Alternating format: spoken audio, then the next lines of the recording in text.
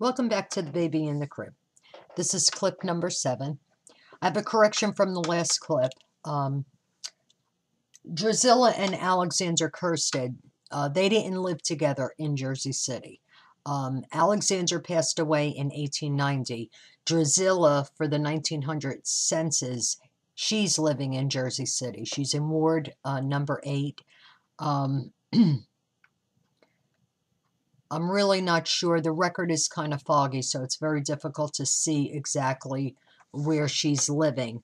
But she's age 79. She has a woman, a Catherine King, that's living in with her, maybe taking care of her because of her age. But she was in Jersey City then come 1900. Now, her one son, Everest, he also lived in Jersey City.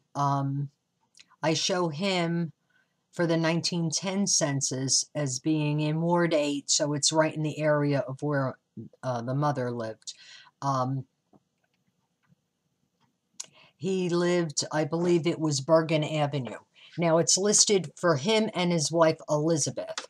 Now, Elizabeth obviously was married once before. She had a daughter, Adele, and the daughter does live with them as, early as 1910. But she's married.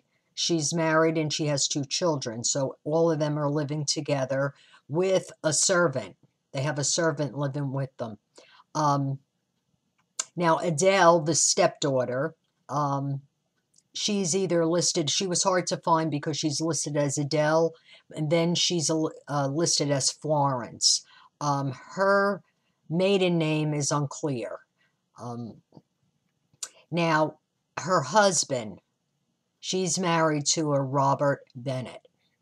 Now, that's funny because the FBI records for Bennett's at that 69 West 55th Street showed that it was brothers that owned those properties, those 2 properties in New York. One of them was Robert. The only thing with this is it's not a guarantee that this is the same guy because the middle initial is different, but it could be a typographic error. It's listed here as P, like Peter. In the FBI records, it's listed like B, boy. So P and B could sound alike. There might have been, maybe just doing the writing, somebody screwed up the middle initial. But she's married to a Robert Bennett. And they have 2 children, Robert and Dorothy. So now in 1920, she moves, and because the census are only done every 10 years, I think I had checked, and it's a little bit before that they move. She moves with her husband to Orange, New Jersey. It's her and her husband, Robert. Their 2 children. They still have only 2 children, Robert and Dorothy. And they have 2 servants, Bridget and Elizabeth Ferguson. They must be sisters. But they live there, just him and her and their 2 kids, and they have 2 servants. So obviously, whatever kind of work he was doing very well. I believe on the census he's listed as a salesman. The Bennetts from New York were known to be bootleggers, so that could be very well be what his occupation is. And it's just funny that the Bennett shows up here, where the Bennett is, the one in New York is related to Drusilla, and this is Drusilla's her son's stepdaughter. So it could be very well, the same family here. In 1930, correction, they're still living in Orange, New Jersey. Florence and her husband, Robert, their 2 children, but now they're down to 1 servant. And then in 1940, they're still in Orange. They've always lived in Orange. I think by that time, the daughter was married. The son, Robert, he still lives with the family. Now, if, it could very well be that maybe the son was connected with the New York address. He was born in 1909. Now, his middle initial is W, but he is still a Robert, so I don't know. His occupation for 1940 is listed as a sales manager. And under class of worker, it says wage or salary worker in private work. So whatever he was doing, it was, you know, he must have owned the business, and he was the sales manager for that. Now, the interesting thing on this is that in 1930, Everest, who was Drusilla's son, him and his wife moved to New York City. And this was very interesting because of where they moved. The 1930 census showed that they live in Manhattan. It's him and her, Everest and Elizabeth, and they have one servant that lives with them. The person's name, I don't know if this is a male or a female, Sol Kim or Tim. It's a female. Okay, Sol Tim. And it's listed as a servant for them. Now, the interesting thing about this is the address of where they're living. And this was a substantial find because it tells me that the families were more than likely close. They're listed as living on West 54th Street, which, if you bring it up on the Google map, it's not even a block away. It's actually, because of the 69 West 55th Street, that address is close to the ends of the street. Now, if you look at the map, it's like an L shape that goes from that address to where Everest and Elizabeth is living in New York. Their address is number 30, West 54th Street. So they're right around the corner. Now, that's 1930. And that's the same time that Josephine Bennett was living in 69 West 55th Street at the Bennett location. Now, that is a relative to Drusilla. They're cousins. So that would make Everest basically her nephew. Like I said, their family tree is very large. Sometimes it's difficult to figure out exactly how they're related. If anyone's ever done family trees on Ancestry, your screen will only hold so much. So sometimes if you have somebody, you know, especially back then, they had so many children that you don't get a clear picture of it right on the screen. But from the relatives, they're cousins. They're related, you know, their families are related to make them either first or second cousins. So Everest would be more than likely a second or third cousin to Josephine that lives in New York. But I would seem to think that since they moved such later on in life, I mean, they're 74 and 73 years old, moving into Manhattan, you know, I would seem to think that they're close in relation to Josephine.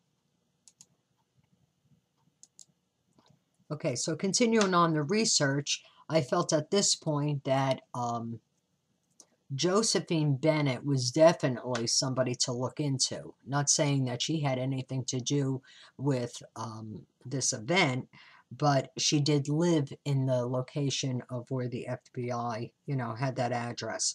So for me, it was important to check as much as I could on her, like further, to see, you know, how she was related to other people. Being that their family tree was so large, I had broke it down to a couple of different, I think it came out to 3 other family trees. And I worked on that for quite a while. And like I said, doing this research, it takes months before you'll make a connection, because especially doing family trees. Back then, one family would have 12 children. So by the time you did all of those children and brought it down into the area of the year that you needed, you wound up with a couple of hundred people already in the family tree. So the process of the trees takes a long time. Um, and as the research continued, any person of interest I would take and do a family tree on them. And then if one or two names match, then I would go back and start a new family tree on that one to see how they connected into the two. Now, from Josephine, like I said, it took a while, but and actually it's not complete. I could probably still work on it for months and add new people that I have no idea that maybe related to her. I mean, you have to cut it off at some point, but then I went back, and the next one that I want to talk about again is Margurite Young. When I started to do the research on her, I noticed there was one person, a family, and that was King, that came up in a tree, and I remember seeing that name in other trees. There was one person that connected into another tree, so I focused on that. Then, when you do these trees, after a while, you'll start seeing locations. It's like when doing the Kerstead tree. The majority of the Kersteads are from Massachusetts, and they're from Canada, originally from Canada. A lot of them, I can't even guess the amount that showed as being from Canada. Then they moved into Massachusetts, and then eventually into Jersey City and to the Newark area. But there's a lot of them. They're mostly from Canada. Doing Marguerite's tree, I noticed that there was a lot of people from Massachusetts in her tree also, and in New York. It was starting to hit on the same areas as Josephine Bennett. And the outcome was that there's multiple people in both trees. They're related. Now, from what I can see, two of Marguerite's aunts are married into their family. I believe that the family name that joined them at first, well, it was King. Actually, it's Isaac King. He was the first one that popped up in both family trees. And the more I did work on it, then the last name of Von Tassel started to match both trees. And then I focused on that name and brought them out. And yes, Margurite Young is related to Josephine Bennett, who is related to Drusilla Kerstead. Was I surprised at that? No. Looking at Marguerite's background, from the family that she came from, I mean, she had people from the Mayflower is in her tree. At first I thought, well, she's from a prominent family, but then I thought back to Sydney Biddle Burroughs, if anybody remembers who she is. She was the Mayflower Madam from New York. I mean, she came from a prominent family, and she was a madam, so I guess it doesn't matter what kind of a family you're from.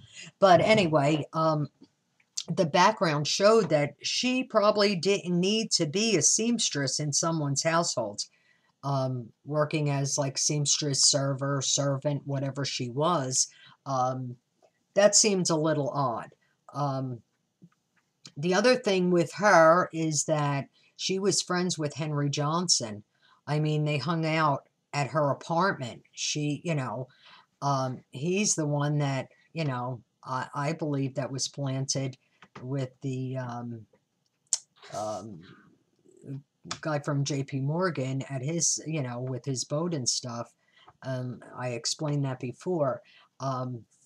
Now, the thing is, like with Marguerite, there's written documents when the baby was taken, when they interviewed Dwight Morrow's wife. Of course, I'm sure the police asked different questions about their household help and what she knew about them. And her response to Marguerite was that she knew that she was from Germany. She said Germany, and really she's not. She's not born in. She wasn't born in Germany. She was born in Rutherford. Um, she lived there with her father. I'm sure she spoke and wrote German because she spent a lot of years there.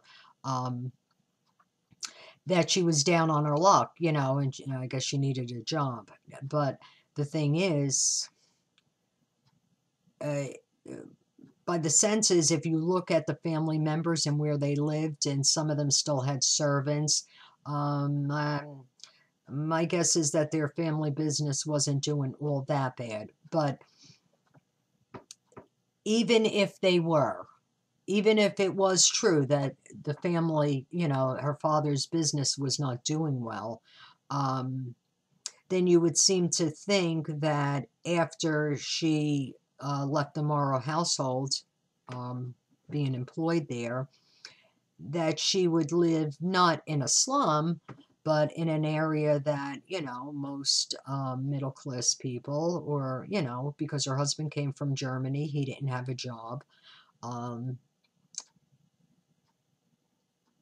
But she goes back almost a short time after the kidnapping to Germany.